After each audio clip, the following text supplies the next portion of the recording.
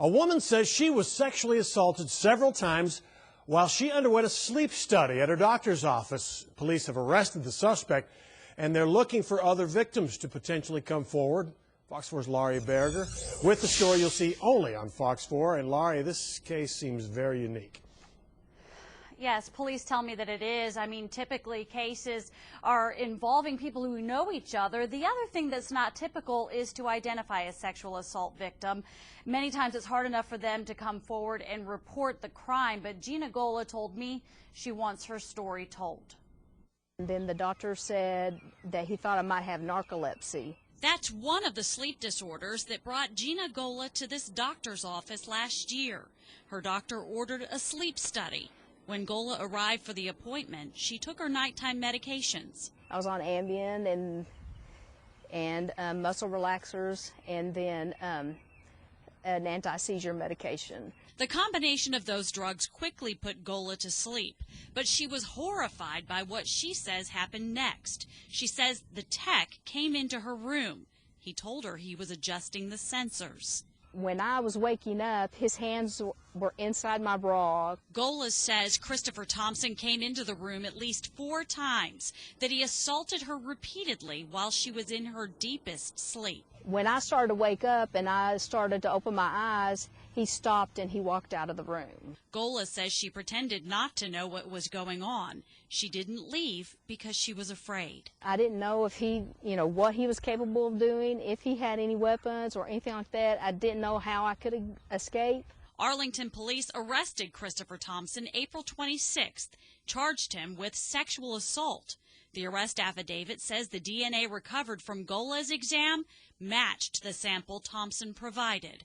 Investigators seized the video recording system from the sleep center. They say their research revealed that sleep studies like that are typically recorded. But if that was done in Ms. Gola's case, investigators have not been able to recover that video from the system. Thompson told investigators he worked at several sleep centers, raising the question of other potential victims. We looked into that. However, our investigation did not yield any other victims. Certainly, if there are other victims, we want them to come forward. Gina Gola moved away from the Metroplex. She's being treated for post-traumatic stress disorder, and she says her sleep is frequently interrupted by nightmares. But that didn't stop her from speaking out about her experience. The strong person inside of me is still wanting to fight for what is right, and I want him to have a record where he cannot get a job like this again and hurt someone else.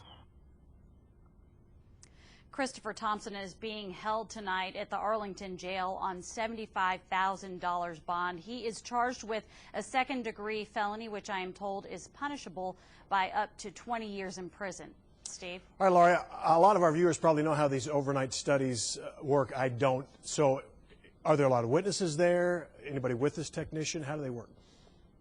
Well, it depends upon the place, but in this situation, at this sleep center, there was our person, our alleged victim, Gina, another patient who was sleeping at the time, and then this male technician. And that's it. So just the 3 of them there. Okay.